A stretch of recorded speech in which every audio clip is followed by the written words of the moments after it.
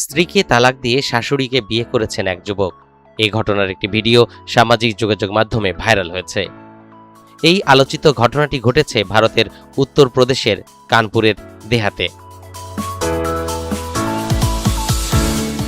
গত 7 জুন রোববার সামাজিক যোগাযোগ মাধ্যমে ভাইরাল হওয়া ভিডিও ক্লিপে দেখা যায় নবদম্পতি বিয়ের রেজিস্ট্রি কাগজ হাতে নিয়ে ক্যামেরার সামনে দাঁড়িয়ে আছেন।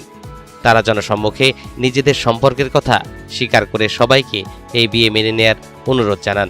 সবার কাছে নতুন জীবনের জন্য আশীর্বাদ প্রার্থনা করেন। স্থানীয় সূত্রের বরাত দিয়ে ভারতীয় সংবাদ মাধ্যমগুলো জানিয়েছে, মেয়ের বিয়ের পর থেকেই জামাই ও শাশুড়ির মধ্যে ঘনিষ্ঠতা তৈরি হয়েছিল। পরবর্তীতে তা প্রেমের সম্পর্কে রূপ নেয়। শেষ পর্যন্ত জামাই তার স্ত্রীর সঙ্গে সম্পর্ক চুকিয়ে দিয়ে শাশুড়িকে নিয়ে আদালতে গিয়ে আইনিভাবে বিয়ে সম্পন্ন করে। এই ঘটনা নিয়ে এলাকায় ব্যাপক গুঞ্জন তৈরি হয়েছে। তরিকুল ইসলাম, এনটিভি অনলাইন।